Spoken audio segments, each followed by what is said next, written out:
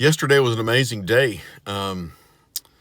We had a blessing come in for the church. We had a blessing come in for Mission Cedar Hill. And man, I was a happy camper, giving glory to God and just grateful in all things. When I was a kid, we would have Christmas Eve at Daddy Mac and Grandmother George's, Harlingen, Texas, in the Rio Grande Valley.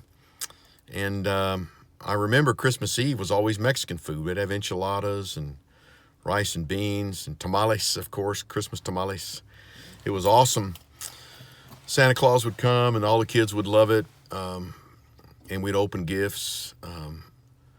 But I remember that Daddy Mac and Grandmother Georgia had a library, and so on other occasions, not on Christmas, but on other occasions, I would slip into that library just as a young boy, and I remember pulling a little book of poetry off the shelf, memorizing my first poem there, and then I pulled a little Gideon New Testament off the shelf, and I opened it to Luke chapter 2, and it was verse 16. Other than John 3:16, it was the first verse I remember memorizing, and it says, "And they came with haste," speaking of the shepherds, "they came with haste and found Mary and Joseph and the babe lying in a manger."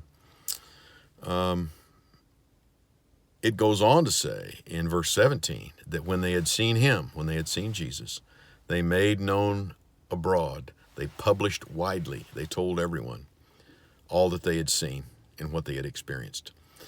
There's something about good news.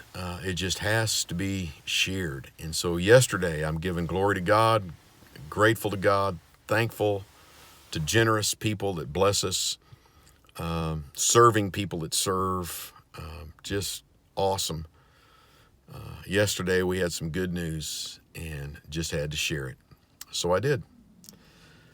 Luke 2:16. Some things you just need to hurry up about, and some things you just need to tell others. God bless you. Have a good evening.